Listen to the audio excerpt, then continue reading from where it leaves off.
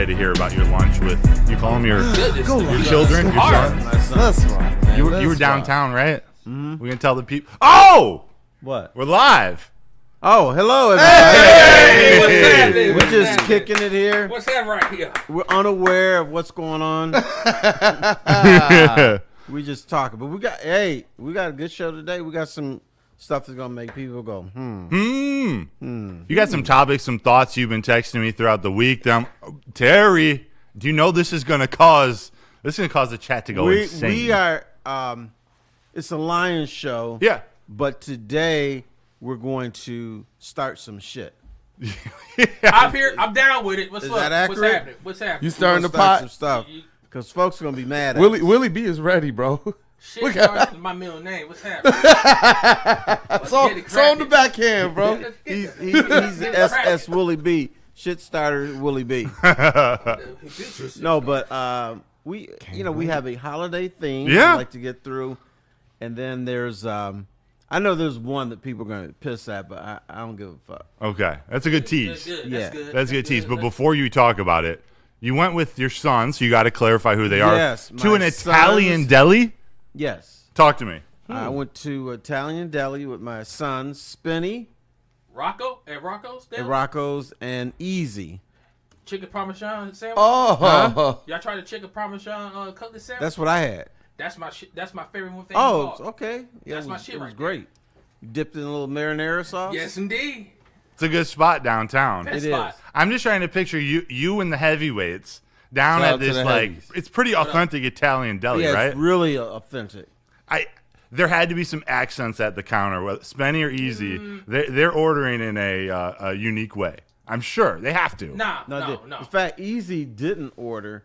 We just got his order, and we told him to sit down because there was not many tables. So one opened up. I said, sit your fat ass down. So we sat there. We had our table. That's good. But I did tell a little story, and it may not have been true, but I said, I've been there with Easy before. Yeah. And I said, but I went there and I found out what his real name was. Because when you order, they call out your name. Hey, Jalen, because that's your name today. You're Jalen today. I'm Jalen today. Yes. That's unique. Do you know any white guys named Jalen? Hell no. Not Do you? Once. No. No. Not once. Not at all. I don't Not even one. know why I'm thinking. I know zero. Right. Does anybody know a white guy named Jalen? Not once. Not in my There's 41 none. I'll be years him of today. life. Oh, no, I know that one. No, I don't know any. I don't No, know that's any. Jalen Rose, and he's black. All right. I am taking sponsorship opportunities for my son that's going to be born in a couple months. So That'd be if we awesome. need the first Jalen to be born, That we do. however many go years for after it. Jalen Rose took over. Yeah, go ahead, do it. All right. JMB. Yeah. Jalen Matt Barr. Yeah. You said a Somehow I Jalen. got I'll get you. Make sure I'll get him a golden lambskin do-rag, just like KG's. That would be so swag coming out of the hospital room. Do-rag. My little man with the do-rag, white as could be. Because usually they had like the little Yeah. cap. Wait, we call it swaddles. Are we talking about the same thing? Oh, no, like a can't little even do-rag. What Yeah. it is when you bundle the baby. I know. I'm white people don't know about do-rags. No, You'd be white surprised. people Yeah, wear you'd be do-rags. surprised. White people don't wear Yeah, do-rags. They do. Yeah, they do. When? Name the last white person This is getting who good, wore a though. I do-rag. see them. Go Southwest. Hey, I go don't to know. I Southwest don't know these Detroit. people. It's the Malibu's most wanted. It's been years. No, go to Southwest Detroit. It's a lot of white guys who wear do-rags. Is his name Mike Bibby? Might be. What? No, for real, straight up. Do we know the race of Is Michael? his name Sir Mike Michael Bibby? Bibby, dog? Mike Bibby is mixed. My business. Okay, okay. It's my complexion. What about Jason Kidd? Mixed. Oh, man. White chocolate? Williams? Jason Williams? You know, he's white who thinks he's black. There we go. He doesn't wear Well, he probably wore a do. No, he did. Yeah, the professor. Remember Remember He wore a do-rag. AM1 mixtape. Yeah. Yeah, Ray for Alston. He's not white, so I'll be Jalen We today. never He's not seen him. I white. bet you Duncan Robinson wears a do rag. I bet you. No way. No, his some old point. teammate Tyler Hero definitely does, but his name's Tyler. That's cute. But he's white. Yeah. So I'll be Jalen today. Okay, you're Jalen. All right. So when I had lunch with my two sons, Spenny and Easy, and I told the story, which may not have been true, about how I found out what Easy's real first name was. Because when you go to the deli, they call out your name when your sandwich is ready. So when I went there, they said, Terry? I said, yes. And so I picked up my sandwich. And then I heard Percy. And I said, who the fuck goes around named Percy? That's such a sissy ass name. You mean? And then Easy raised his hand and said, I guess that's me. And I said, oh, I kind of like the name. Oh, damn, Terry. Was he just handing out names? Thoughts. He was just giving names to the desk so they can yell it out. No, that was his real name. That is not Easy's No, real actually, name. his real name is Brandon. No, it's not his real name either. What is his real name? His name is Daniel. Daniel. Oh, that's it. Daniel. Daniel. I'm not going to give away full. the government last name, but it's Daniel. We should call him Danny Boy. Danny boy. Danny G in the chat. Mm-hmm. So you went with Spenny and Percy. Right. That's cute. And the cute guys we had a good time. What? How much? You know, Spenny's good in my book. Spenny's converted. He looks at football realistically. He analyzes the quarterback position Looks at football normally. Mm-hmm. You know what we did not do? What did you not do with We Easy? did not mention Jared Goff. That's special. That's special because even Saturday, Jordan Love probably threw a completion that Easy was enjoying. Right. So I understand that Daniel goes crazy over Jared Goff, but we didn't bring it up. No, we didn't. I didn't want to start a fight in the restaurant. Yeah. I don't want you to do that either. But you see Daniel's disciples start to enter our Woodward Sports group chat, and we see it in the Woodward Sports chat live. Brothers just fighting the good Over fight. these last couple weeks, Terry, it's been the fan base has been at each other's necks. The Lions have been up and down for the last 7-8 games.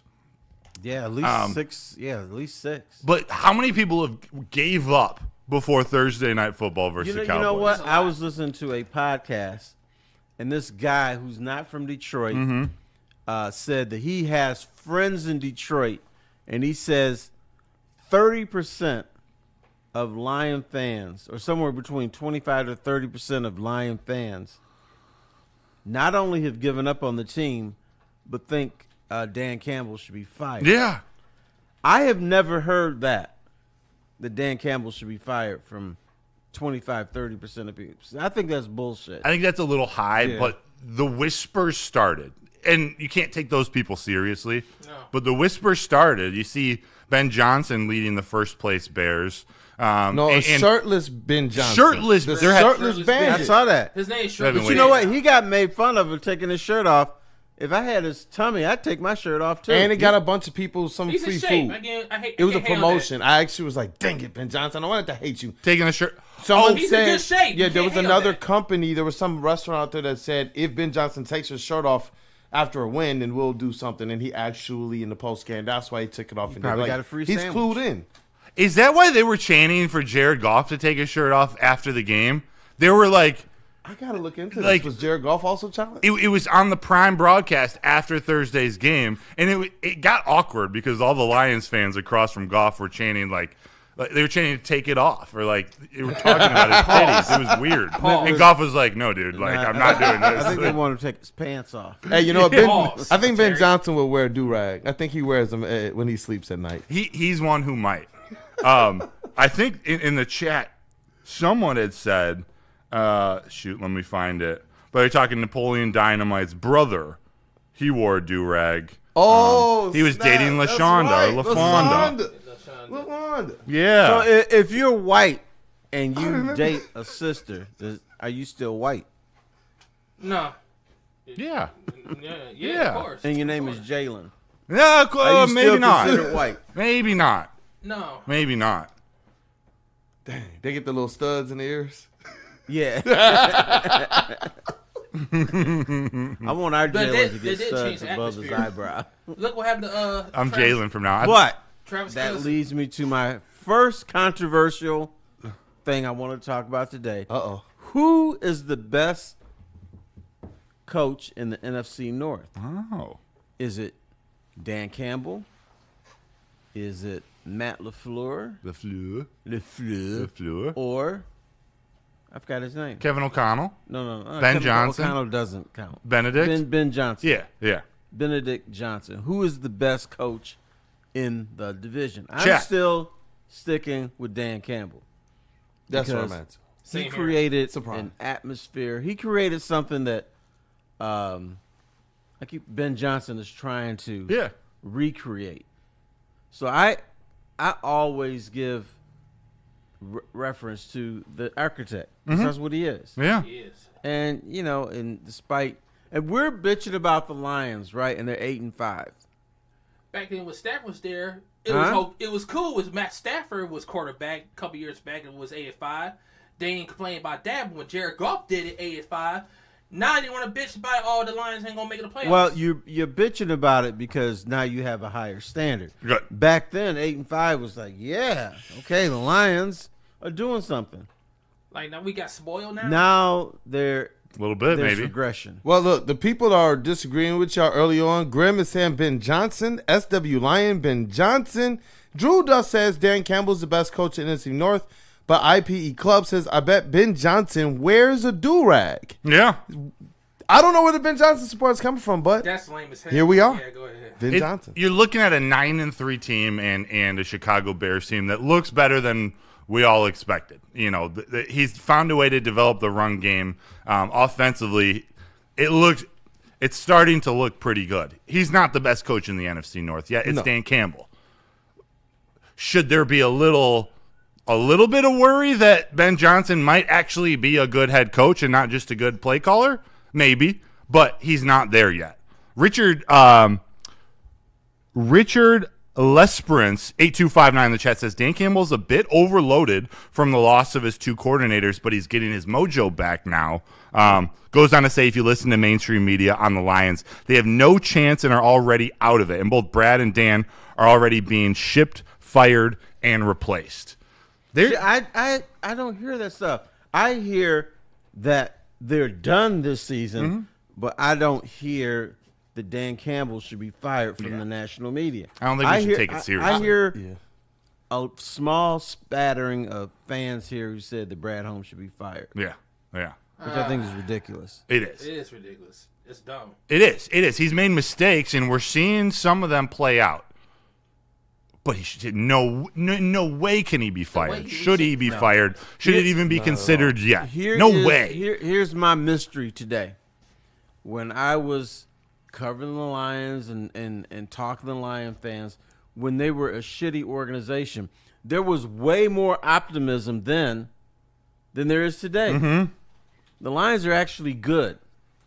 And people are like, oh, damn, their run is over. Why? They're not good and blah, blah, blah. And then when they were a crappy organization, they would be like 6-8. And they said, wow, I still think they can win the last two games, finish 8-8, make it in the playoffs, and be the first 8-8 team to go to the Super Bowl. Yeah. I just hear shit like that all the time. I'm like, where do you people come from? Under the bridge. Now that they are a real organization and they're not run by Russ Thomas, not run by Matt Millen, Mel not run Kiper, by Martin Mayhew, Yeah. Quinn Trisha, then they're like, damn. I don't get the human element, man. Yeah, not run by Charles McDonald of Yahoo Sports, who gave the 2023 NFL draft the Lions an F grade for their draft. Or Mel Kiper Jr., who gave him a C. Okay, Not those guys. Those guys aren't running. You know what? We shouldn't take Mel Kiper seriously. Agreed. There were just a couple receipts from that draft that featured No, Jahmyr Mel Gibbs Kiper and Jack don't- Campbell at the top. No, Mel Kiper doesn't wear do-rags. No. Not at all. He's got the toupee he's got to You wear. know he does. He wears a Count Dracula hairdo. Yeah. Count Dracula drop. But SW Lion 26 in the chat was one of the first people to say Ben Johnson's the best coach. But she followed up saying, but given all the injuries, Dan Campbell is keeping his team in it.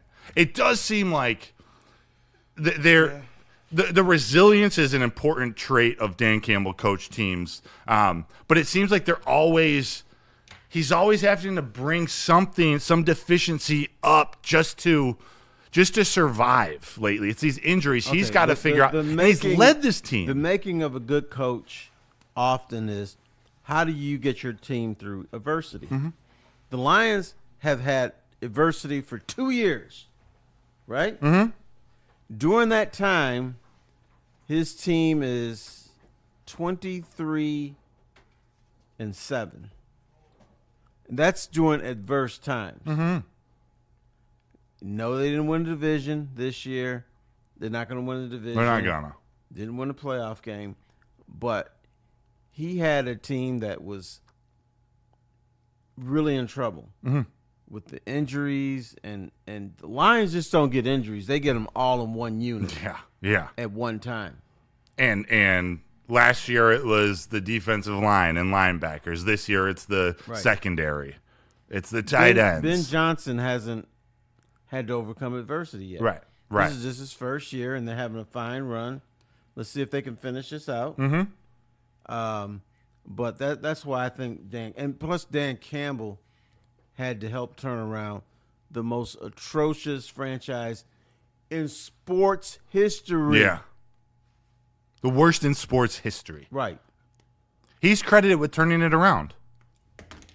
He, Brad, Jared, Sheila, Chris Spiel. There's a lot of people, but Dan Campbell he's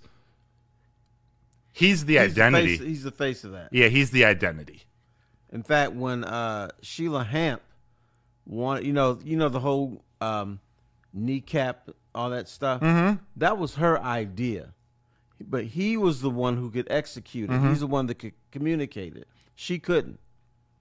So she found somebody who's a little bit crazy. He's crazy. And then he's talking about the kneecaps and stuff. But he's smart. He's crazy, but he's smart. He is. He's a football dude. Because who's smart. And you think the tight end position, Terry, he was a tight end, which means he's got this unique perspective when he played the game of being in rooms with the wide receivers and the quarterbacks, the for lack of a better term, divas. They're a certain type of personality in that room, but he's also in the room with the offensive linemen, the ones in the trenches, the meatheads. So he's had to figure out how to play with and communicate with teammates and coaches of all different types of personalities and mindsets, and that helps prepare you for what he's doing now. Of a regret that I have as a journalist. When I was covering the Lions and going to the locker room, I never talked to Dan Campbell. Really? Not once. Why? So now, because there was no need to. Like he's going to be – they'll get the clips of him. We know who he is. You don't need to get some clickbait quote. Well, I would have liked to have talked to him as a player to see if he was talking this boola back then. So, you're talking about back when he was playing. When he was playing. Okay. I never talked to him. He was a role player. He was a great guy. He was a role player. He didn't even play during 0-16. Yeah. He was just on the roster. Like Tom Kennedy. Like some of these guys coming off the practice squad contributing. Or he respects those guys because maybe he wasn't a practice squad guy, but he was at the bottom of the depth chart for a lot of his career. Maybe now we're seeing the Tom Kennedy era beginning now. TK85, baby. The cult hero. No, Tom Kennedy's going to be that guy. His role is what it is. But the fact that you have some guy who you can rely on, who's been with the team since 2019? Yeah. Rarely plays, rarely gets his number called. But when he does, man, he performs. Right. And then they ship him back to the minors. Yeah. And he's on this team because Brad and Dan, because of how this all plays out. He's the type of guy they want on this roster. One of the few that came from the roster that they inherited. But Tom Kennedy, he's the perfect example of what this team is built, how this team is built, and what they expect of their players. Tom Kennedy showed up and was a big piece in the Green Bay Thanksgiving game as a wide receiver when St. Brown went out, but he was even bigger against the Cowboys in special teams. Right. Yeah, that was, and special teams is very important. One of the keys to that, special teams and turnovers were the difference in that Cowboys game. Offense played great. Defense had its moments. They played good. They played all right. Let me make a confession. They got turnovers. Talk to me. You know what I do? Yes, Usher. Part summer? 2. Give me part 2. You know what I do every summer? What? After training camp? I always look at the Lions roster. I'm like, what's Tom Kennedy still doing? Yeah.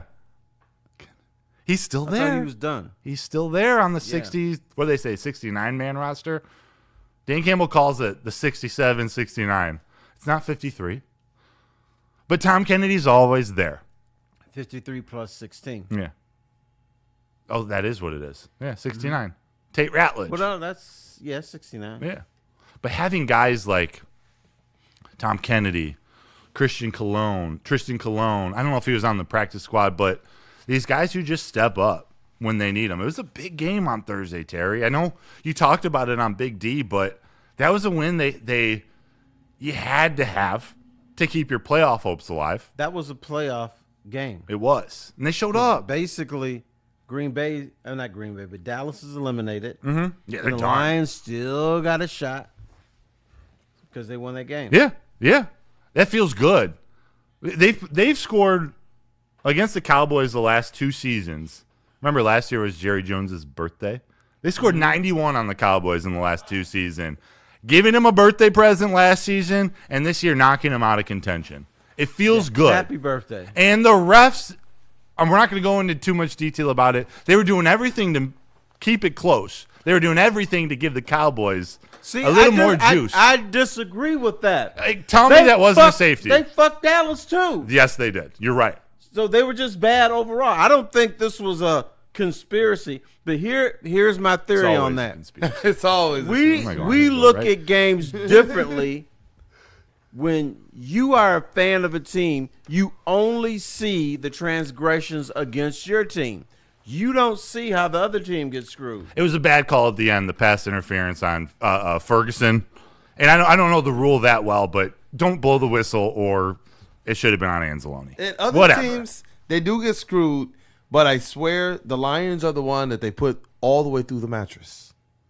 Convince me that wasn't a safety. Convince me it wasn't a safety. Calvin Johnson caught the ball.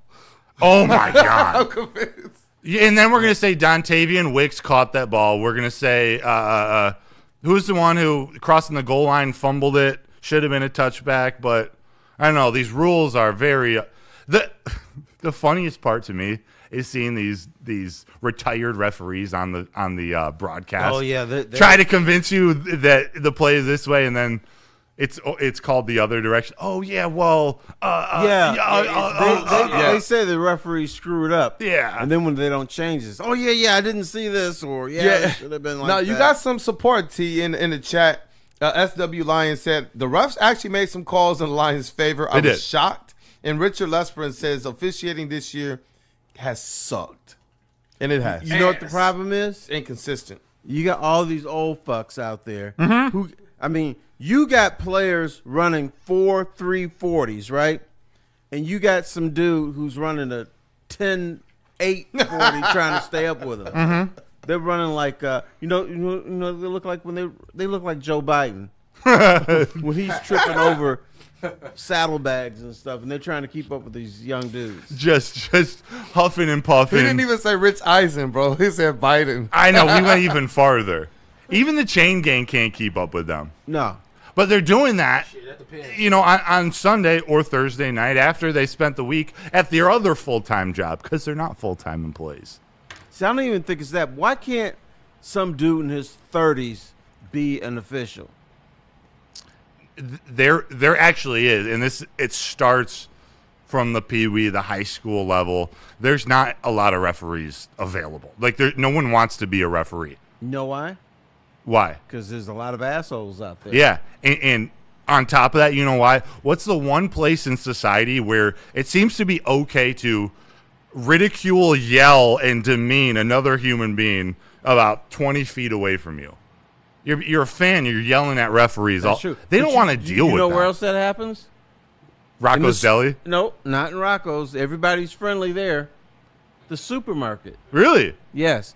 My son Brandon, before he became a professional, he's working at Kroger. Come on.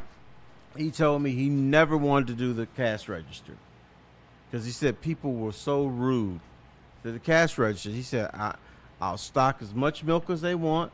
I'll put my little canned goods up there. I'll do the fruit and vegetables, but I do not want to be on the cash register because he said people are just mean. Yeah. Oh. They're waiting for you to mess up so they can ridicule you and yell. They're not doing it literally in the grocery store, but if you don't, if not they everything, are. They're yelling at the cash register. The cash register gal or guy. I've seen it. I see people get mad, but like that's just the expectation of perfection. Hey, parking attendant was no. It's never going to be perfect. You're going to scan something wrong. Parking attendant. Willie got it. No, what? I had my wrist with parking attendant for 3 years. Did you work in the grocery store? No, he worked in parking attendant. That's close. Oh, that's right. You park cars. Yeah, that too. Good point. Park cars or parking attendant lots and deal with people with credit. But you know what? Issues. Hey, I get mad at the parking lot attendant. You know why? Yeah. Because when you park, they always say, no, you got to be closer to the car next to you. I told you park where I don't want my car to get all scratched up. Yeah. Exactly. I said you park at your choice. So then I don't say anything to him, but I park a little bit closer. But I'm pissed. Yeah. So because I know my car is going to be fucked up when I come back. Yeah. Sometimes he says, customers get mad. I say you got to go take it. They get hostile. I said, all right, no problem. You got the walkie-talkie telling them you need security, or I said you don't need security. I'll do the work for them. So I tell you, I was mad to a parking lot attendant. They had a big old sign that says $10. So I said, okay, I'll park here for $10. So I go in there, and then the dude was like, I'm giving this $10. He's looking at me like I'm on crack. So it's $10 per hour. Oh, it doesn't say that. It says $10. That's all you getting from me. He's about to get your ass. Willie B, tell me that's right. Hell no. Yeah. Hell no. I didn't have the right to get mad. No, you got the right to get mad. He about to play your ass for $10 because in what I work at LCA, the event is the event price. Some days it'd be like the event, it'd be $10 until it's an event like a Lions game or a Pistons game, $50 to $100. But bro, don't put $10 and then say, "Well, no, we meant $10 per hour." It didn't say $10 per hour. It said $10. What you was parking at? Big 1 0 and a little dollar sign. I'm just giving you $10. I took my business elsewhere. That's smart. You got every right to get mad. And then I told the guy he was wrong. I said, that's wrong. You ripping people off like that. That's true. Yeah. It's out here trying to survive. We're trying to go see a game. Because, most people, they're like, okay, I'm already here, so what's it? I'm going to be here for 3 hours. Here's your $30. I'm like, nah, hell no. You ain't getting my $30. No. $10 flat rate. Terry, we got a couple super chats from our fans in the YouTube, Woodward Sports YouTube chat. First, Anthony Ross, 8102.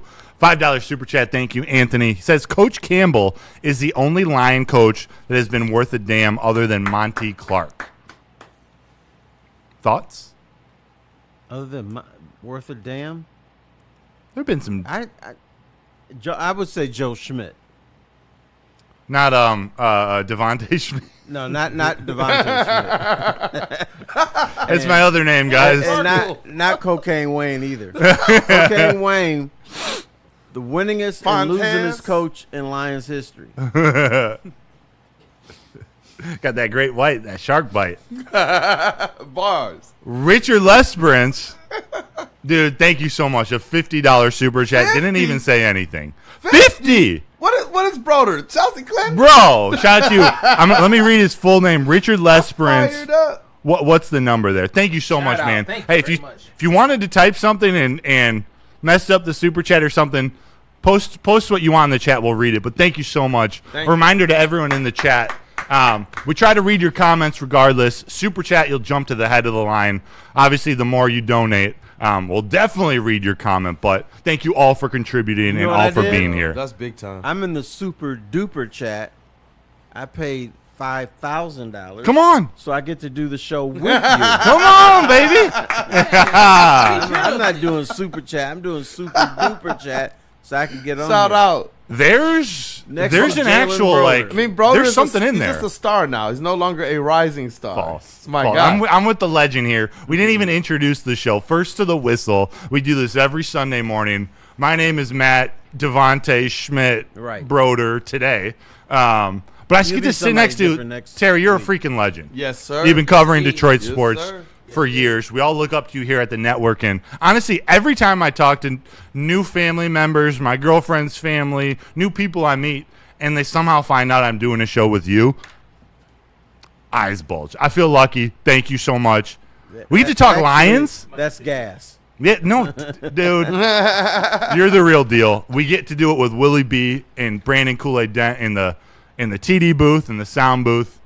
I enjoy doing this every Sunday, and it's a lot better, man. I love this stuff, man. And the Lions are winning. Although even when they're winning, we still get guys in the chat ripping on Jared Goff. Well, he should be criticized. Yeah. Oh, 100%. He should be criticized.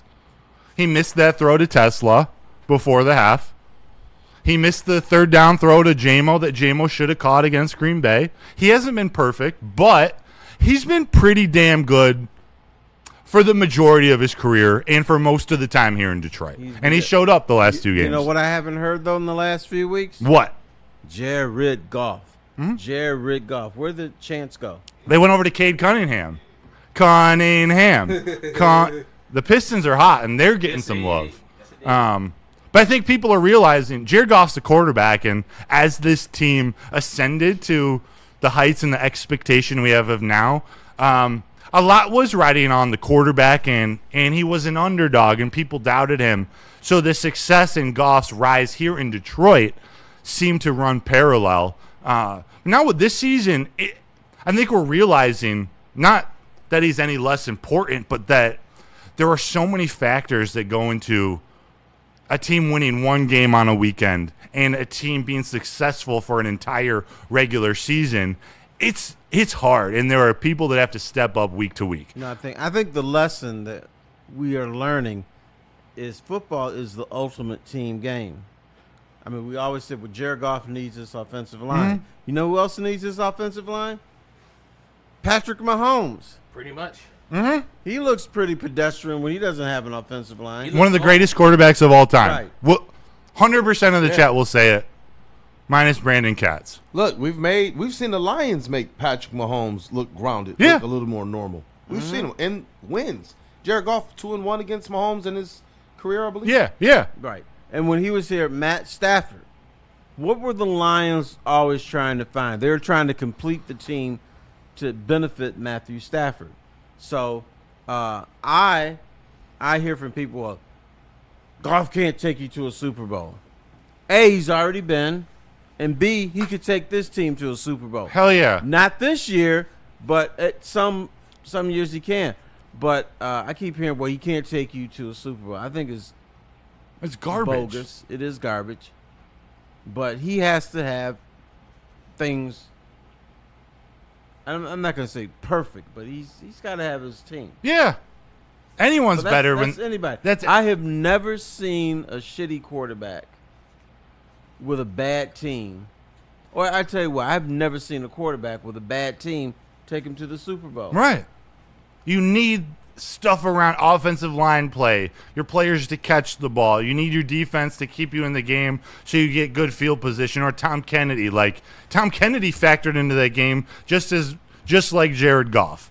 You know who else needs things to be right? Actually, let me phrase this a different way. On Thanksgiving against the Packers, what would you say about how Jordan Love performed? I think Jordan Love had time in the pocket. Jordan Love was doing something I always hate opposing quarterbacks to be doing. He was padding the ball. In other words, he had so much time, he's looking around his second, third, fourth, fifth, 20th read. With the whitest, cleanest jersey you could wear. And then had Dontavian Wicks looking like prime Calvin. And let me rewind a little bit. Jordan Love had a good game.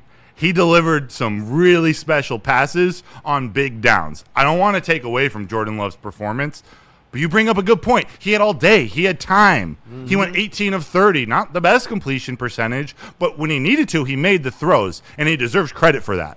Yeah, we need to point out that back there doing like this. What we got here? Yeah. Oh, he's open.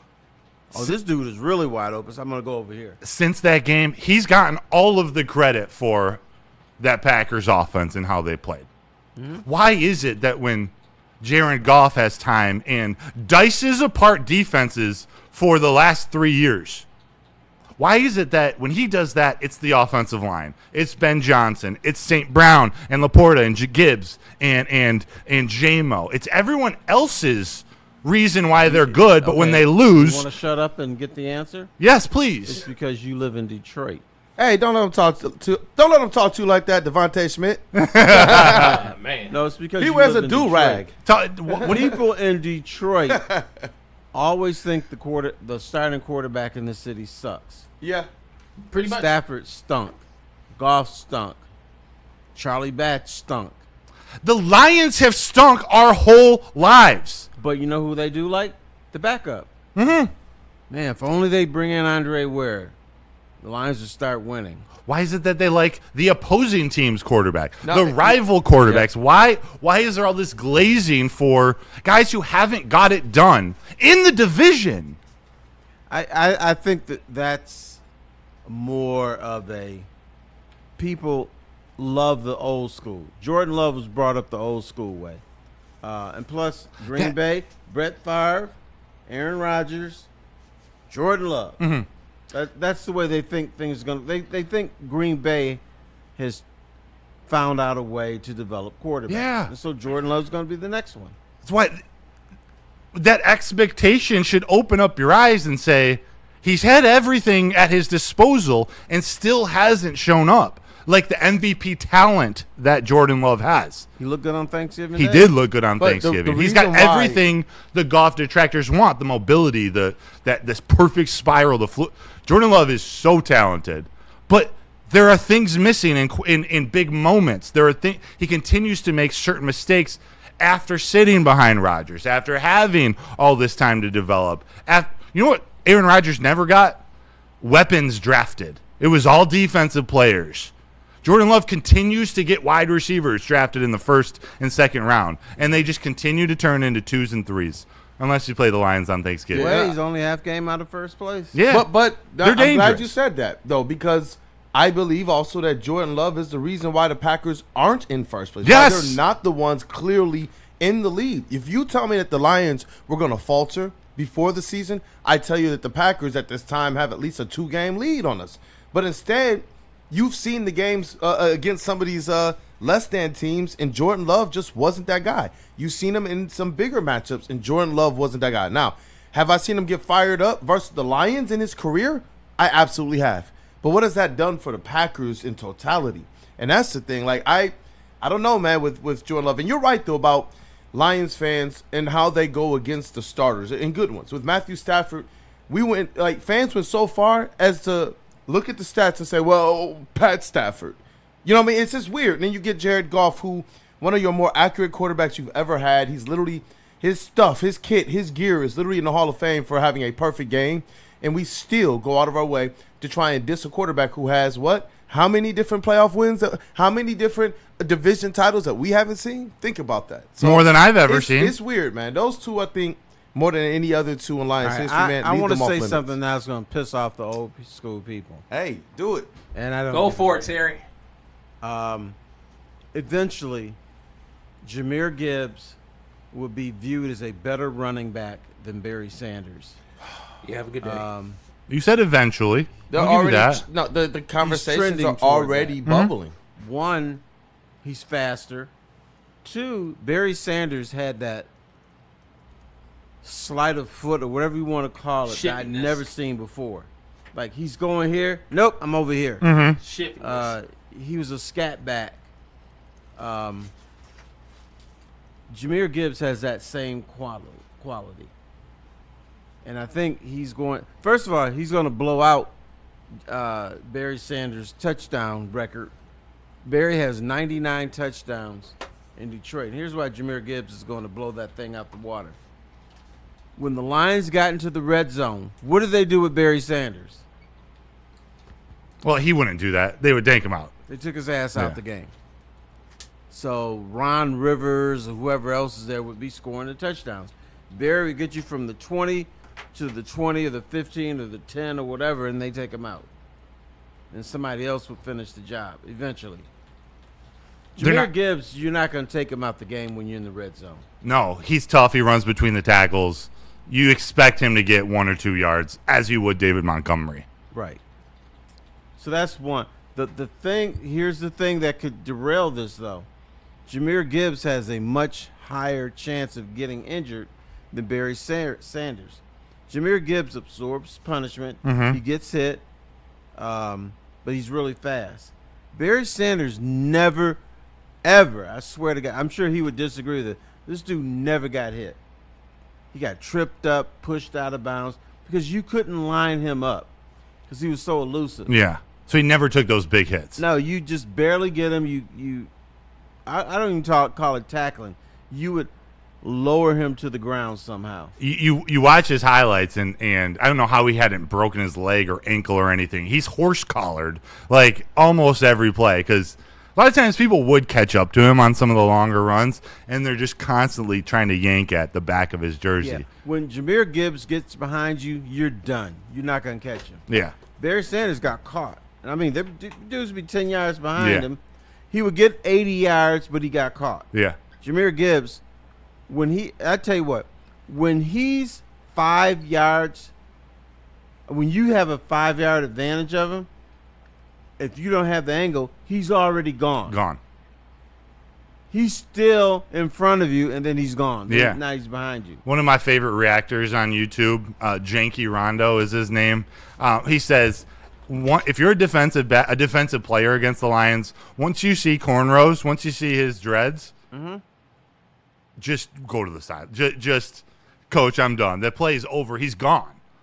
The thing, he does it from these angles. You brought up the angles. How many of these explosive runs have we seen him come from running in between the guard and the center, in between Penne and Ratledge? Like, he gets to the middle, then he has Barry Sanders-like lateral agility to bounce it out. Right. But I'm not going to go. What else happens? Like, if he has to bounce it out and juke around a little bit, he's got Penei Sewell, who essentially grabs his ass and throws him into the end zone. Yeah. So get out of here. Get out of here. And I'm not gonna go as far to put Gibbs in that category yet. I respect what you're saying. What do the little chatty people say? You always reading that? I will. I think Jahmyr Gibbs is going to be better than Barry Sanders. What he has to his advantage, or one of his best traits, once he makes that lateral cut, doesn't Terry it seem to you like he's able to put that cleat in the turf, and there's this explosion that you can't. It's almost immeasurable. He gets top speed so fast. 5 pounds of that rubber on the turf bounces up in the air. Yeah. Because he cuts so hard. And it's explosive like I've never seen before. Chat, what do you guys think? Terry thinks eventually Jahmyr Gibbs is going to go down as the best Lions back in history. Mm-hmm. Does that mean he's best running back in history? Could be. Is Barry not the GOAT? Well, a lot of people still, including Barry's dad, didn't think he was the best running back in history. So Jahmyr Gibbs at the very top 5 in NFL history, if he stays healthy. If he stays healthy. But that's the key with running backs. Running backs get injured. Yeah. Barry Sanders, he could have played another 3-4 years. Yeah. Because he did not get hit. Calvin Johnson could have played a few more years if he didn't take as many hits. I might go back to that in a little bit, but we're on Jahmyr Gibbs. Have you seen some of these records that he's broken? You're comparing him to Barry, and it's not outrageous because of what he's doing. Why don't you educate us? Jahmyr Gibbs, after this Dallas game, he's now reached 47 career scrimmage touchdowns, which ties Barry Sanders for the most touchdowns any NFL players logged through 3 career seasons. Also ties Barry for the most touchdowns any NFL player has logged before turning 24. The dude finds the end zone. Right. Running and catching. Right. And the amazing thing about that, he has David Montgomery there, who Montgomery is supposed to be the finisher. He's the guy that's supposed to pound it in the last 2 yards, or 1 yard, whatever. Jahmyr Gibbs is doing that. He's doing that. Gibbs became the first player in franchise history to produce a game with 3 rushing touchdowns and 75 or more receiving yards. Mm-hmm. Third game this season with 3 or more touchdowns. I'm reading this one because I just like this guy's name. It ties Cloyce Box in 1952 for the most 3 touchdowns. Well, let me ask you, is Cloyce white or black? Black. So have you ever known a white guy named Cloyce? No. Okay. No, I didn't. I love some of these old names. Maybe we need to bring them back. Cloyce. That's stupid. It is stupid. I'm not seeing it on this post-game note sheet, but the Lions are 8-0 when Gibbs scores a touchdown this season. When he doesn't score, they've lost 5 games. Wow. I remind you, their record's 8-5. Mm-hmm. That's what they say. Get him in the end zone. It's been the Gibbs and Montgomery show. You get both of those in the end zone, it's over for the other team. Mm-hmm. Now you get Gibbs in the end zone, it's over. And that tells me, and again, people are going to use this as a negative to Jared Goff, but that tells me if you get the running game established, if you get the fear of Gibbs out of the backfield, whether it's running or catching the ball, that sets up the play action. That sets up Jared Goff to do what he does best and find St. Brown and J-Mo and Tom Kennedy and Isaac Tesla. So you can say all you want about Jared Goff's lack of air yards or any of this bullshit. His best player, that's right, arguably the best wide receiver in the league, lives in the middle of the field 10 yards and under. Mm-hmm. Jared Goff would be an idiot, shout out to Big L, if he just tried to throw deep routes to Jameson Williams all game long. That one, he doesn't have the line to do that now. He doesn't. But it's also not part of their offensive strategy. You know that play, and it got ripped apart in our Woodward Sports personality chat, but that one pretty epic J-Mo comeback route against the Cowboys where he beat, I think it was Deron Bland, just beat him off the line of scrimmage where he had a seam to the end zone. You want to throw it deep to J-Mo, right? Oh, you're talking about off the delayed handoff. Braylon broke it down epically on the Braylon Edwards show with Shep. But it was a comeback route. He beat Deron Bland and had like 5 yards of separation, but then did one of the most explosive moves in the NFL. J-Mo stopped. His footwork work to stop on that comeback route, epic. Mm-hmm. The deep pass was open. He was wide open. Did Jared Goff throw it to him? No. That wasn't the route J-Mo was running. That route to Jameson Williams not only was a huge pass in that game, but that sets up more the rest of the season, the rest of the game. It's the stuff that Ben Johnson did so epically. But Deron Bland was beat by J-Mo. All right, I don't care about Deron Bland. Give me 2. He sucks. Deron Bland sucks. Answer my question. He's pretty good. Will Jahmyr Gibbs be considered better than Barry Sanders when his career ends? My gut answer, Terry, is yes. And I feel fanboy about it. I feel prisoner of the moment. Because Barry Sanders is the greatest of all time. It doesn't make sense, but Gibbs is special. Special. I will say that there's also nuance to this, too. I do still believe that who Barry Sanders is and the full levity of his situation is underrated, which is still crazy to say. But the fact that they still have conversations today of who's the best running back of all time, and it's not just Barry Sanders off rip, is another reason why I believe what we see Jahmyr Gibbs doing and how people like the flash of his game and the substance of his game could elevate him over a Barry Sanders in time. Not that he wouldn't be deserving, but you see already how they try and what they look at to try and elevate other players. So if you got the longevity, if he's getting playoff wins, if he's stacking those types of things at the end of it all, I do believe if the stats are there, people are going to say, this guy's better. And you saw him flexing them out to catch passes, too, in the slot. Here's another stat people don't know. And neither do I, but I'm going to be close. Barry Sanders lost over 1,000 yards rushing from scrimmage. Really? Because he's running 5 yards backwards first? Yeah, he's running first. 5 yards back. Sheesh. He lose 7, 8. Like, he's got 15,000. He actually gained 16,000 something, but he lost 1,000 yards. I never thought thought to about get the big play. Yeah, you're right. Jahmyr Gibbs, if he gets the ball, at worst, it's a 0-yard game because he's not going to be dipping and darting and farting and doing all that kind of stuff. We've seen a little bit of that in some of the Lions' losses where just things break down, and we haven't seen it much over the last 3 years, but just Gibbs in the backfield. Do I go that just trying to make something out of nothing? But you're right. Gibbs has the chance to do something special, and whether it's measured as an individual, we're comparing him to Barry Sanders or not. You look at that Cowboys game. You look at that Tesla touchdown in the second half. You know why that play was there? You know why Jared Goff was able to deliver it just an inch over the safety's fingertips? Because Gibbs was in the flat, and both of those defenders cheated up because they were worried about Gibbs catching the ball out of the backfield. Because about 6 minutes prior in the game, he broke Deron Bland's ankles. He made him do push-ups on the sideline from one of the nastiest cuts I've ever made him seen. Jake Bates the turf. Yeah. You know Jake Bates is a warm-up? Yeah. He was humping that turf. J-Mo was thinking he was doing a celebration. He was humping that turf so much, trying to tackle Jahmyr Gibbs. That was special. And that's what you got to worry about with Jahmyr Gibbs. That stopping route from Jameson Williams, that then allows all the DBs preparing for J-Mo in this offense next week. Yeah. Oh, shit. J-Mo can beat me deep on that route. But I can't sell out for it because on a dime he could stop and Goff will deliver it to him.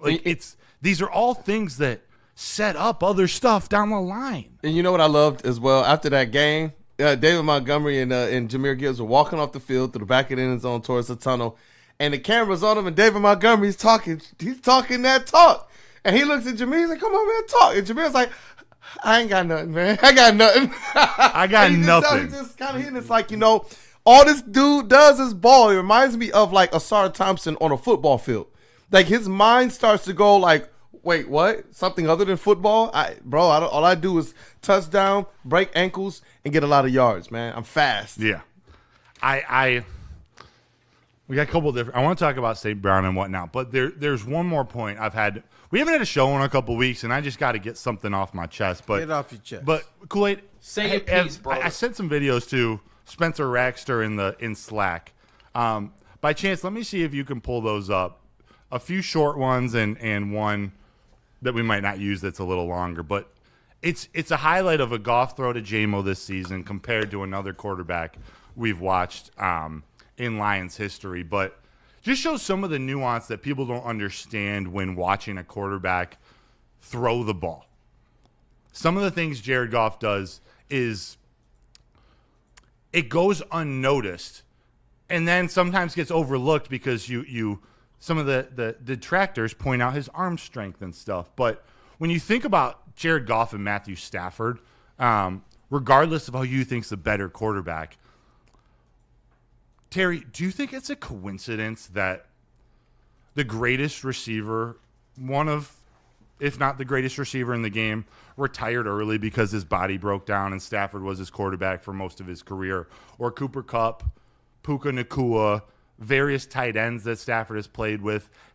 The injury history is long. And before I go further down this path, I'm not blaming injuries on Stafford. I'm not putting that on him. As many poor throws as he's made, Stafford's terrific, he's talented, and there are other things in play. But sometimes, Terry, when you're a gunslinger and you take risks and take chances with the ball, you're also taking risks with your receivers, your playmakers. You're not thinking about your receivers' health and welfare. Right. At all. I'll admit Stafford was like that. He just wanted to complete the ball, and he didn't care if his guys got lit up. Yeah. Jared Goff throws balls that may not look great to the naked eye, but when you look at him, he's trying to protect his receivers. Yeah. Like this one I want Kool-Aid to pull up, Goff to J-Mo against the Ravens earlier this season.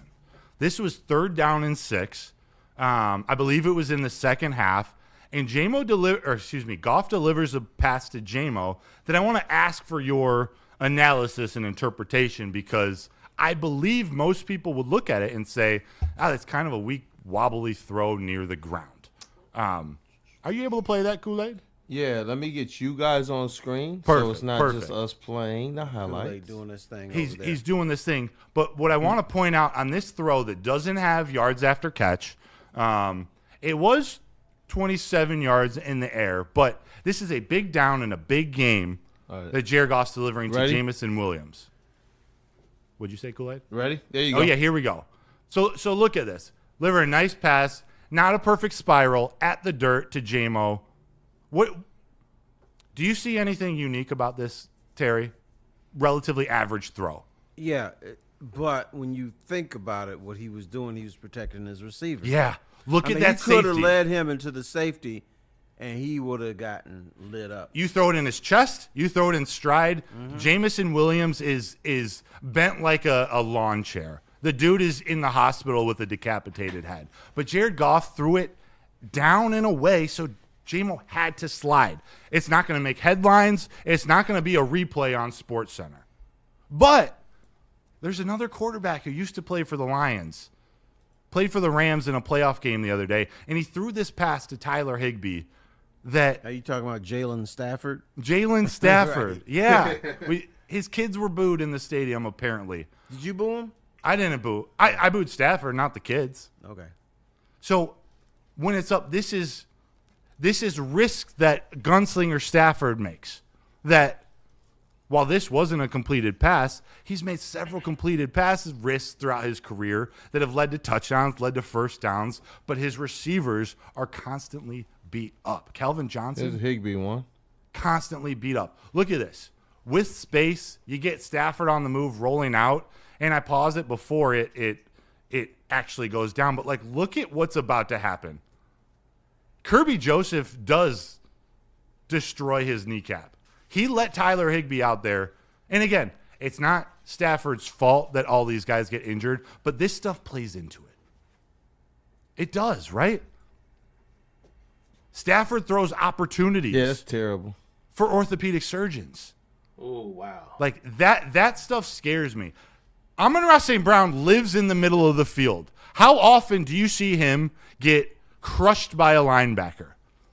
No. Jared Goff always throws it like a foot to the right of St. Brown so that he can catch it and fall forward. And it's a soft If anything, it's been after the tackles where I've actually seen Jared, like Amon-Ra take some of his worst hits, like against the Vikings a couple years ago, and made the catch, was good to go, and somebody decides I'm kneeling on his chest to get up, and he wound up having to bruise ribs.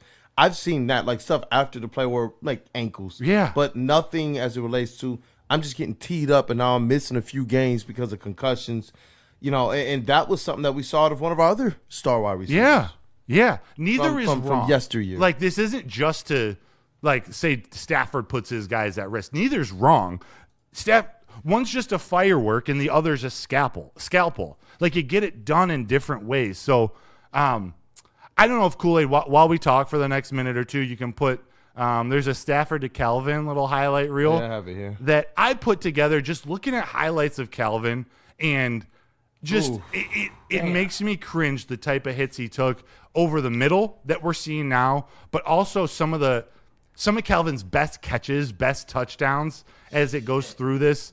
He takes a beating because Stafford, as you would if you were him, you throw it up in the air and let Calvin go get the ball. Like, you can't really blame Stafford for doing that, but Jared Goff does safe. So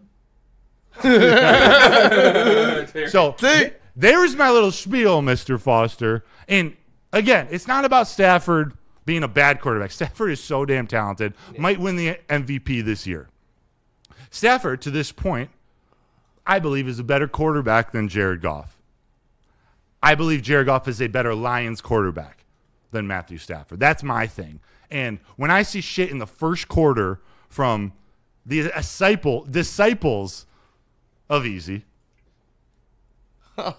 ripping on Jared Goff, and then he runs, he tears off and goes 20 of 23 for 256 and 2 touchdowns. He goes the next game, he's 25 of 34 for 309 and a touchdown. Like, he just continues to answer the bell. Jared Goff can get you to a Super Bowl. It might not be enough this year because they got other problems, Terry, but he can do it. I want to ask you, though, Mr. Terry Foster. Okay, I can't wait. Because we're getting in the holiday spirit. I was listening to your soliloquy. Go ahead. You seemed really, really, really into it.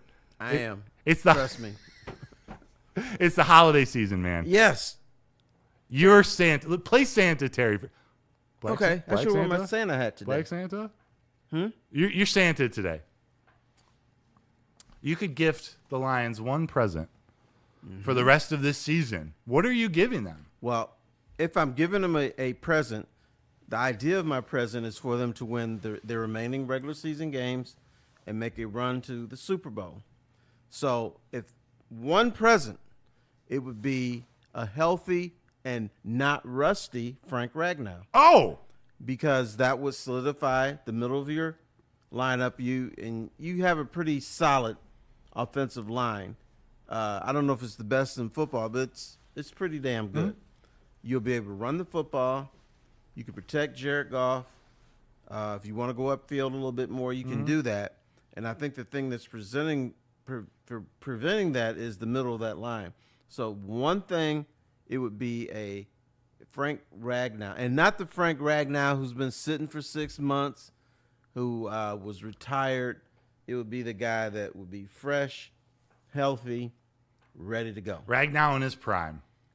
Prime Ragnow. That would be a game changer. The offensive line started ugly against the Cowboys, but really picked it up and played a good probably 3 quarters of that game. Yeah. Imagine having Ragnow in there. That's your biggest question mark on the interior. While you were talking, Terry, I'm trying to think of a more creative answer because the present I would give them was health. I want these injured players they have to just be healthy. I don't need Jalen Phillips and I don't need the team to go out and get new players or go for trades. Like, I think when healthy, they have a Super Bowl winning roster.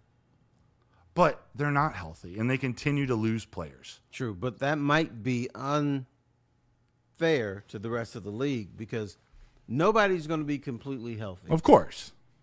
Especially this year. Except the Eagles last Super Bowl. I think they need who? Except the Eagles last year. They had some. About this year's. No, I know. And I'm kind of wondering what can be done to cut down on injuries. Is it the turf? That seems to be I think so. Yeah, a lot of fans are mad at the turf right now. Huh? A lot of fans are mad at the turf right now. And I wonder, if any players have come out and spoken against it at all. Because, it was tough to see what happened to Branch. At Ford Field is a lot better than the Silverdome. The Silverdome, cement. Well, it wasn't so much the cement part. It was like when you ran, your legs really went up in the air. So if you were a 4.5 40 guy on the Silverdome, you were like a 4.35. Got it. So you were running a lot faster. For the hell of it, I ran across the Silverdome carpet, if you want to call it, and my legs, and I'm not fast, but my legs were pumping. I'm like, shit, I didn't know I was this fast. Sped you up. It did. Yeah. The surface. Then I went back outside, and I was slow again. The surface makes a difference. It does. And a lot of these teams, I don't know about Ford Field's turf or the turf down in Allen Park, but surface makes a difference. I don't know if there are any hoopers out there. I know Kool-Aid would be the first to say, the difference in basketball courts. The second you step on them, and then I know which ones feels the next day. I know which ones got the springs underneath the boards. Yeah, know it. You can jump out of the gym. Yes, and it makes a difference. The surfaces. If you plan on concrete, and you're over 35, say goodbye to your back and your knees for the next few days. The next day is so painful. Much better. Yeah. So I don't know what they need to do. If it's not the main reason, it's got to be part of the reason.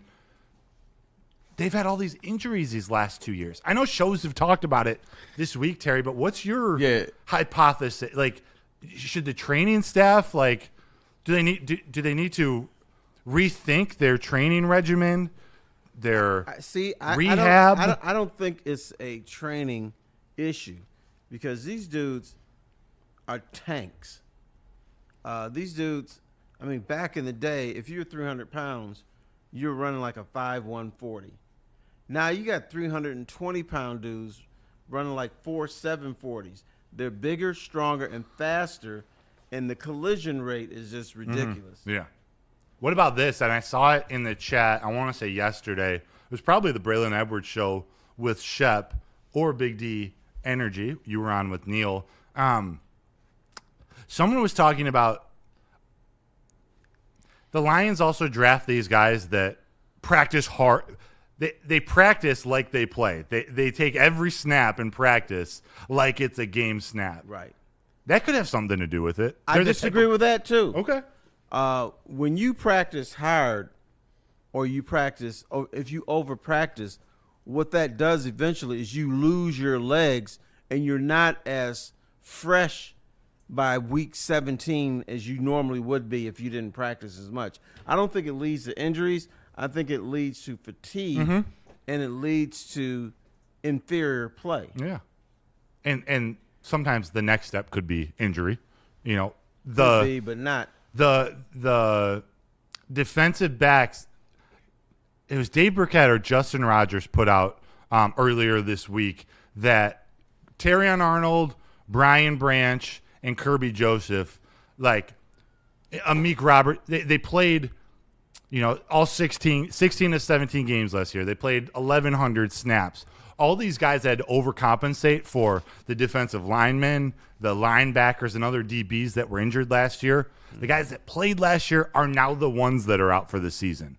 There's some overcompensation to that. Like, they're Emmanuel Mosley's right ACL. He rehabbed off his left for an entire offseason. Why are you bringing him back too soon? That could be it too. So whatever it is, we don't know the answer. There's something in how they get ready for the game and get ready for the season that it seems like the Lions have worse injuries than other teams, and more and worse. I don't understand it.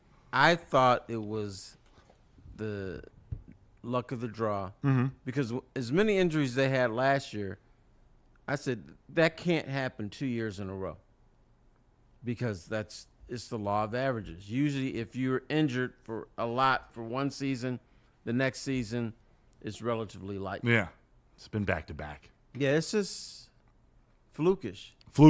Art Vandalay in the chat made a comment. My issue now is with Brad Holmes and his inability to access what this team is missing post-draft. We all saw the needs at O-line during camp and also the pass rush. So I'm going to take that comment, Terry, and I'm going to spin it a little bit. And I want to ask you about 3 GMs in Detroit. Brad Holmes, Scott Harris, and Steve Yzerman. Right. I'm leaving Trajan Langdon out for now. He hasn't had enough time for us to see what he's cooking up, although it looks good. Holmes, Harris, and Yzerman. Do they all struggle putting the finishing touches on teams? I say that they all seem like pretty elite talent evaluators of young amateur players, but there's a little left to be desired at trade deadlines, sometimes in free agency. The hit rate isn't so great. Do they have a problem putting the finishing touches?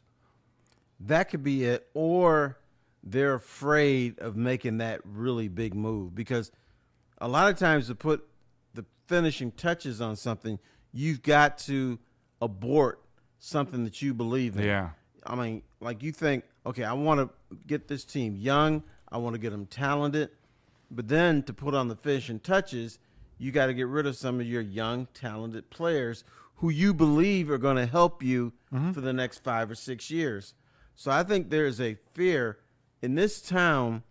I'm going to call it conservatism. That you're either afraid or you don't want to deviate from the plan. Yeah. They all talk to each other too. Like they're. It feels like those 3 seem eerily similar. I get it at certain parts of your organizational development. We talked about it a couple weeks ago, but the Pistons this offseason, they had a really good previous season. So this offseason, it's like, they definitely got me fired. What do they need to do to blow up the roster to make to take a step closer and be championship contenders? They got Tatum out for the year. Halliburton's out for the year. Make a move. Trajan Langdon said, no. Tatum's out for the year. Halliburton's out for the year. I don't need to make a move yet. In the water. This team can compete. Maybe they're going to come up just short of a championship, but they can compete and really find out who they have of this young group of Holland and Asar but and then Duran. You got to think, do you want Antetokounmpo? No. But if you do that, how much do you give up, and how does that affect your chemistry? How does that affect your depth? Yeah. How does that affect things? Yeah. You know the man can play. The man's one of the best of all But time. are you giving up so much? So I think you look at a trade like that and you're like, most people would be afraid to. Yeah. If they feel they're in contention right now. Yeah. If you know you're a mediocre team, you're a 500 team, yeah, I'd do it. Mm-hmm. You do it in a heartbeat because now you're trying to become relevant. The Pistons now are relevant. Mm-hmm. We have to figure out, and the Pistons have to figure out, is this a championship caliber team? Yeah. We don't know that yet. We don't. We like seeing what these young guys are turning into, but there comes a point, and there will become a point where Langdon's got to decide, do I need to make a move? Maybe it's Antetokounmpo this season. Maybe it's something down the line next year or the year after. But it has seemed like this trade deadline for Brad Holmes, this trade deadline for Scott Harris, and I'm a little less into on top of the Red Wings, so I'm not going to get specific with Stevie Y, but there are championship teams in the Lions and the Tigers that didn't do anything at the deadline. No, that's true. But I think we need to let's look at the Red Wings and the Lions. Brad Holmes and Steve Yzerman, there's no urgency yet. Their jobs are not in jeopardy. There's no way they're going to fire Yzerman. In fact, I talked to someone with the Wings, and they said, if anything, Yzerman will walk away. And Brad Holmes has revived one of the most horrific franchises ever. So there's no threat of him losing his job. Yeah. He's good. But it seems Scott Harris, I don't know, man. That if anybody gets fired, I can see him getting be the one to get fired. Yeah. You see, he made moves. They were just the wrong ones that made your team But I also worse. think he's hamstrung by Chris Illich. I do too. So there's nuance to it all. Right. He can make moves, but it can't be crazy. Mm-hmm. I like when our guys take chances, and at some point they're going to need to take chances. One of the early chances, Terry, that Brad Holmes took is now resurfacing again because both the players they're stars. One's a superstar probably now, and the other is ascending to stardom. And that's your first-round picks in that 2023 draft, Gibbs and Campbell. Mm-hmm. At this moment in time, with Branch injured and Hutch, we're not getting maybe what we expect of him. Jack Campbell's your best defensive player, and Jahmyr Gibbs is your best offensive player. Those are the two most criticized picks in that draft. We got Fs, Cs, C pluses, C minuses, Ds. Forget the letter grades. Yeah. People were pissed off that night. Yeah. Including people at our network walked out when the picks made. Mm-hmm. Fortunately, that person, Braylon, has valiantly eaten it. And the way Braylon describes it is perfect. It's like, it didn't make sense at the time, and would you do it again? I don't know. But the kid has answered every bell and continues to ascend. Those are the guys that are part of this change in culture. Those are the guys that, despite the Bears being 9-3, led by Ben Johnson, worthy of being, okay, what's Ben Johnson brewing down there? For this season, maybe for next season, they don't have the type of football players that the Lions have drafted. You know who else he got criticized? Anzalone. Anzalone. Why are you keeping this dude? What do you mean Jared Goff is not a bridge quarterback? Yes, he is. Mm-hmm.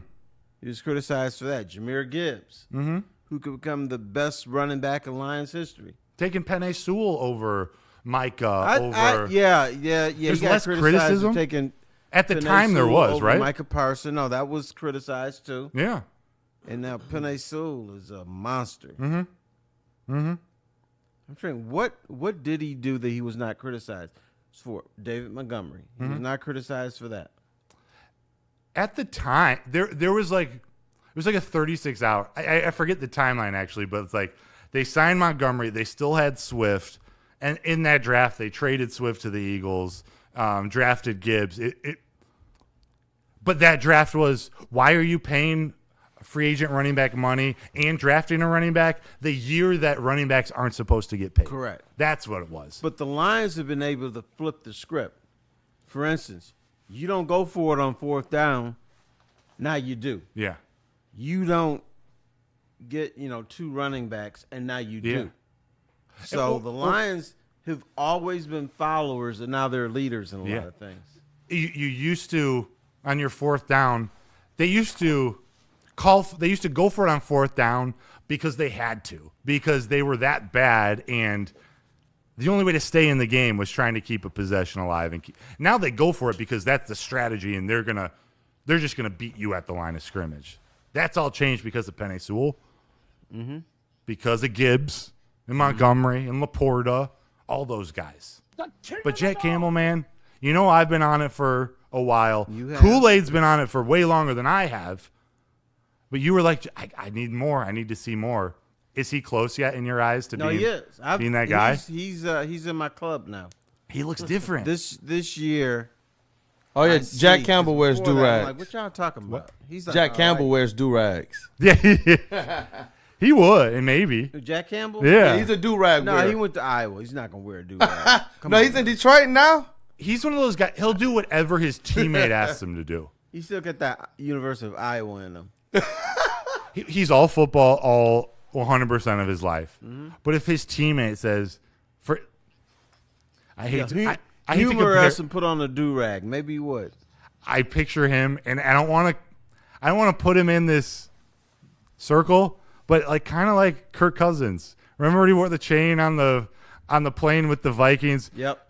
It was cheesy. It's not Kirk Cousins. It's cheesy, but there's something brewing with that team at that moment. Jack Campbell. Sometimes you got to do something stupid to make the teamwork thing work. Yeah. That's all it is. But Jack Campbell, you can tell, Terry, he's playing with total confidence. There's no hesitation. There's no wasted steps. He's literally straight line. He stopped the tush push. He did. He safetied Dak Prescott. Right. And even though they don't call it a safety, he did what Derek Barnes failed to do 2 seasons ago. And just go grab him and pull him down. Derek Barnes had a big interception in that game. The key to that game was turnovers, and it was special teams. As good as Jahmyr Gibbs was, as Goff played, St. Brown is a warrior, the identity of the team. St. Brown, man, we don't even have enough time to talk about him. But the difference in that game was Tom Kennedy and special teams, and Jack Fox and the Pastor Bates, and it was turnovers. Well, St. Brown, I think one of the reasons he's great is because of his dad. His dad, Mr. Universe and stuff, and his dad is in his ear. And what he tells him every year, what you did last year, you got to surpass it this year. You got to be better because everybody is catching up with you. Everybody knows what you can do now, so now you got to do better. Because the Lions, when you play the Lions, it was not a red circle game. No. It was this week 8 or week 6 or whatever it was. You just play them, try to win, and go home. Now it's like you red circle the Detroit Lions. So you got to be ready for these dudes. Yeah.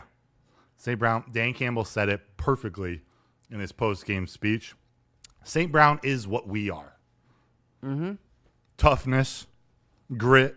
And I'm not talking the stencil on the locker room wall. I'm talking true grit. He was playing. If he could walk, he's playing in that game. St. Brown's the best receiver on the team. He's not even the most talented receiver on the team. I'm really close to saying St. Brown's the best receiver in the NFL. And he's not even the most talented receiver on his team. This is why football is such a great game. He will not be considered that because he doesn't do the bells and whistles. Right. He doesn't go deep. He's Jared Goff in wide receiver form. He's not running a 4.3 40. Is he Goff as a wide receiver? All the reasons to not give him the credit he deserves. He's small. Yeah, I can see that, yeah. He's not your ex-receiver. He just looks like some dude walking down the street. Some dude walking down the street just broke the record for most catches through the first 5 seasons of your NFL career in the history of the NFL. Right. Look at A.J. Brown. He's a special specimen. Special. Terrell Owens, when he played, that dude was a huge. The better wide receivers, they look like rush ends used to look like in the NFL. They're big, they're strong, they're muscular. Like Jason Taylor. You look at him and say, how am I going to bring this dude down? St. Brown is just some dude you can see walking up and down Woodward or Grand River Avenue. I was really hoping you had one name to that list of specimens. George Pickens. Oh, God. It is the perfect example of why you cannot judge a player by pure talent alone, by what he can accomplish on a football field. George Pickens can do – if you could build the picture-perfect receiver, sprinkle in a little bit of Calvin, but it'd probably be George Pickens. He's as talented as any receiver in the NFL. But you wouldn't take him over St. Brown. I wouldn't take him over J-Mo. I wouldn't pay him $40 million. I wouldn't want him on my team, to be honest with you. Oh, man. You're going strong. I bet you if Dan Campbell had a list of players that he want no part of? George Pickens is number one. Literally number one. Yeah. What happened over the last couple of weeks when St. Brown went down? J-Mo stepped up and did a perfect impersonation of a number one wide receiver. Right. What happened in this game when CeeDee Lamb went out with a concussion in the second half? What happened to George Pickens? He gave up. Gave up. Didn't just disappear, gave up. He has no toughness. He has no grit. He pouted. You have a chance to earn $40 million. Right. CeeDee Lamb and you were owning the Lions secondary. CeeDee Lamb, he's probably the last wide receiver I ever want to see again. He eats the Lions apart. But you guys could do anything you want on DJ Reed and Terrion and these guys. And the second he went out, you have a chance to step up and take over a game, and you are alligator arming passes over the middle. You're cutting your route shorts, and you're freaking complaining. And he fumbled. Did you turn the ball over? Yeah, in the red zone. Was that? Yeah. It bounced into his player's hands. Right. Yeah, you're right. But you can't advance that. He is everything why you guys need to look at Amon-Ra St. Brown as arguably the best receiver in the NFL. You got to look at Jared Goff as one of the best quarterbacks in the NFL. No, not top 5, maybe not top 6, but the things he does are important and top impact 25. winning. What? Top 25. Definitely top 25. All I know is he's over Jordan Love. He's over freaking Justin Herbert and Dak and all of these athletic. Yeah, and you know what I care about. You know what I care about. Every year it's going to be this notion of how strong is his arm, how mobile is he, how fast can he run. At the end of all these seasons, his stats always tell the tale. They begin the season with Goff. Is he even top 10? Then by the end of the season, it's either top 5 MVP conversation. Oh no, he was at the award show because he was number 5 in MVP conversation. It's his stats are putting him literally top 7 amongst quarterbacks year after year after year. So for me personally, I'm looking at the results. I'm looking at the best success in Lions history and our best shot at a Super Bowl yet. Those are the things that I'm looking at. And Jared Goff is the quarterback of that. Now he's having to prove that he can still be that guy through a little bit of adversity, which is the only way you get to the Super Bowl anyway. So he's going to be weathered and cut, and I do believe that he's going to prove it. But with the Jared Goff right now, I just don't know how much people give like the proper weight and the proper credit to what he's done just because they haven't achieved the Super Bowl yet. Yeah, and that's all. That's what he needs to do to take that next step into maybe solidifying in everybody's eyes to truly be better than Matthew Stafford. You get a ring, then all the stats. Jared Goff is right there with Stafford in every stat, if not better. The point is, be careful what you're wishing for. There's no other quarterback out there, so I don't know who you want who's available in 2026, whether a free agent or from the college game. But when we spend week in and week out talking about the few games where he has letdowns, he throws interceptions against the Texans, he'll have a clinker. When against the Cowboys, he has 10. There's a play where he had 10 seconds. He's clean. He's looking around for someone to get open, and he ends up throwing it into the dirt at J-Mo's feet or somebody. Our chat lit up again. Look at that freaking throw. Him throwing the ball away and into the dirt is what makes him special. It's what prevents him from throwing into triple coverage and turning the ball over. It's live another day. Jared Goff is smarter than almost any other quarterback in the NFL. That's part of what makes him special. How about we end on that one? That sounds good. And a lot of times when you're trying to force balls, the last thing you can do in this league is turn the ball over.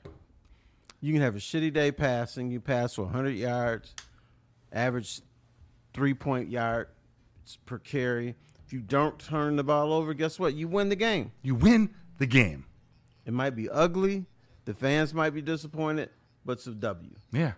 The Cowboys game wasn't super smooth and clean. There were some ugly moments, but they won the game because they got the turnovers. There's going to be ugly moments in the game. What did the Lions do? Force the highest paid quarterback in the NFL on an annual basis to throw a shitty interception, 2 of them, when they needed it.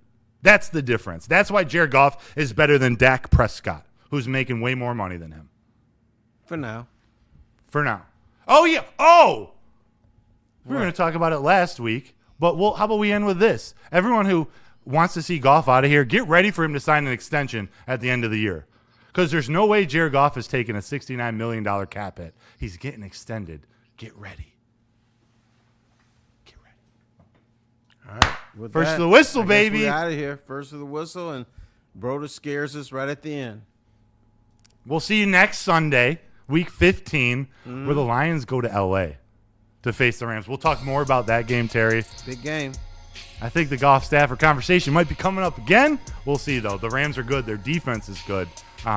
Once again, a pleasure doing it with you, with Willie B in the sound booth, Brandon Kool-Aid Dent in the TD booth. As the legend, I want you to take us out. All right, folks, battle that snow. Hope you have a good day and everything. But we always talk about how important December is. Now it's time for December football. And the better teams will win. The pretenders will lose. So everything is on shakeout now. So with the Lions, you need health. That's why you gave them health for their present. So we'll see what happens with this team.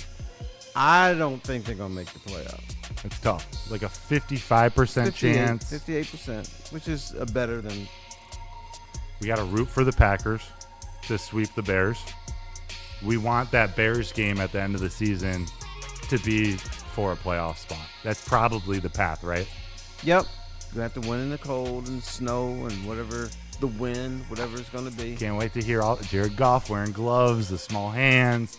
It's coming. It's going to be a fun Week 18. You got to take care of business, Terry. Jared Goff said, we want to be playing the best football of the season going into December. They've been up and down. Win, loss, win, loss. They got to take this Cowboys game. You got to go beat LA. Consistency. All right, that's what they need. Pleasure. Thank you, Jalen Broder over there. Right. We'll see you next week on First to the Whistle. Jared Goff is a do-rag wearer. Broder the third. We'll see you next Sunday. Jalen.